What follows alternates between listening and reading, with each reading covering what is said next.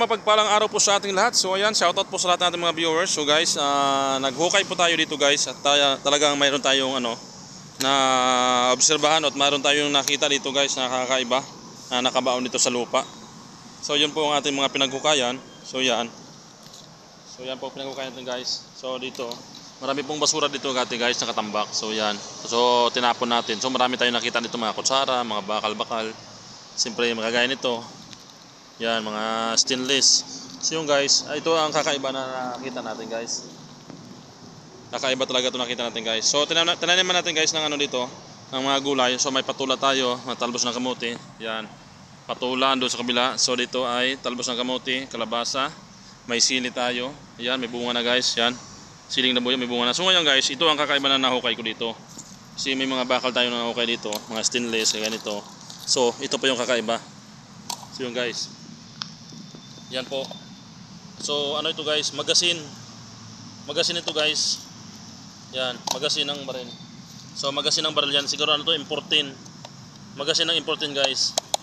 Yan, magasin ng importin. Yan guys. Medyo makapal pa siya. So matagal na siguro nakabaon dito.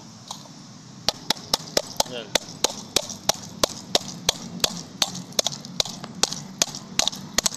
So lilinisin natin yan guys. Ano natin kung maganda pa ba. Ano ito? Bali magasin to ng importin siguro na baril. Importin. Kasi nakapagkwento din yung caretaker dito na mayroon daw dito mga sundalo noon na na nakatira dati dito. Nagrenta ba? So yan.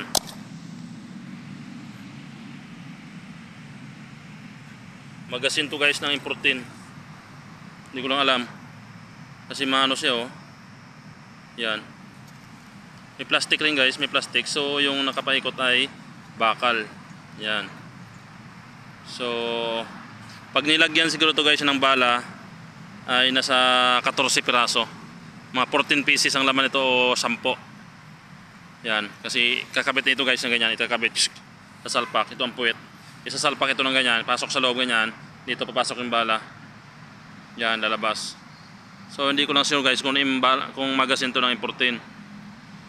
Yan, nakita natin. So lilinisin natin guys. Tapos pipinturahan natin to para kung maganda ba siya kinalabasan. Kasi itago natin to guys. Exhibit natin. Remembrance ba? Nakapaghukay tayo ng ganito dito sa lupa. Nahukay ko na to guys nung pagbubungkal ko ng lupa dito. Magtatanim ako ng mga laman. At siyempre maraming basura. Marami tayong basura na nakuha dito guys. So yan, naka-recover tayo ng magazine, empty magazine guys. Matigas pa siya oh.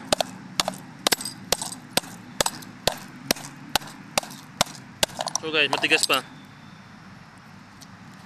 So ang gagawin natin to guys ay lalagyan natin to ng langis muna. Babad natin sa langis o sa diesel para matanggal itong itong kumakapit na dahil oh.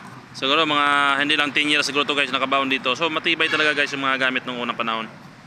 Ito magasin to kaya ng importin or repli na baril ba, hindi ko na alam. Kayo na lang guys comment kung magasin to ng importin or carbine, kung ganito ba kahaba yung magasin ng carbine. So sa tingin ko guys ay lang to, mga 10 o 14 piraso ang laman. Yan, papunta dito. So parang may plastic din pala to eh. You know, plastic. So yun guys, hanggang dito na lang po ang ating video. So yan, naka-recover tayo ng empty magazine. Maraming salamat guys sa inyong suporta dyan. God bless po yun sa ating lahat. Bye bye.